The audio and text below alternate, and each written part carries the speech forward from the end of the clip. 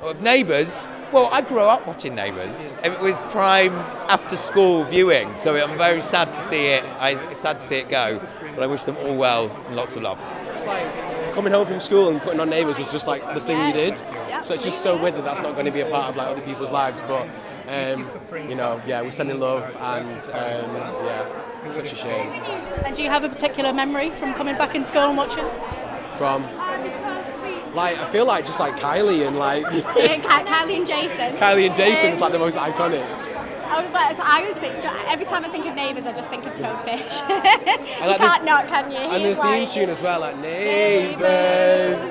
Everybody loves good neighbours. Okay, you went the next bit, I went the next bit. But we do different verses. Best friends, good neighbours, become good friends. Why did we just do that? I am a child of the 80s, so I'm more like Scott and Charlene, and it was the biggest thing when I was growing up. It was like everyone would race home from school and watch it, and then you'd be talking about it the next day. So it was just part of my childhood. So I feel like bereft for all of them, and for them as a company, I can't imagine what that must feel like. But yeah, very happy memories of me watching it growing up. Yeah, it's just like when anything gets taken off the air like that, especially something that's been so persistent and ubiquitous for so many years, and it's affected and entertained so many people. Like, it is desperately sad, and I think that like Australian and British television culture is lessened by its absence. So it's a huge shame. But from everything I'm kind of reading about the way in which its sort of finale is going to be presented, it sounds like it's going to go out with a bang. So I trust that it's going to be a kind of worthy end to what was such a brilliant show and was so meaningful to so many of us. So yeah. I watched it a lot when it was on BBC at lunchtimes. I watched it a lot then. Fantastic programme. Good luck to them. Good luck to them. They're in the history books. They're such an incredible show. They've represented so many incredible storylines, such talented actors, and we absolutely salute you. Yeah. They'll be missed.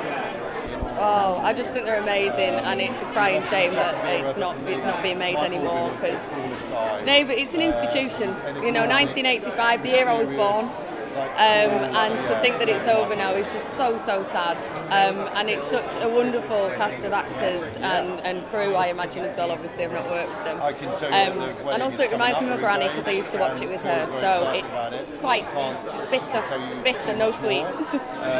And I do hope we give Neighbours the props it deserves, because it was just a revolutionary soap. It was the first one in the 80s that showed like Australian life and vim and vigour, and of course so many stars have come from that. And although I kind of haven't dropped into it for a while, I would dip in occasionally and see what was happening. I was very closely following the Mackenzie storyline, this beautiful trans girl who's in there, and she got to marry her fiancé, so it was a lovely moment. But yes, I saw the photographs, and they stopped filming on Friday. So yeah, big tragedy, big loss. The next one after Holby City. We lost Holby City, and although not technically a soap, we still count it as part of that ongoing serial dramas that we make so well in this country and everything. And Neighbours has always felt a bit British for some reason, I think because our heart was very much with them. So it's a shame that we're losing these wonderful dramas. Let's hope that everyone here gets to continue, because what would we do without the soaps? We just sit in front of the television and we just watch the test card or the news. And I can't watch the news these days, can you? No. So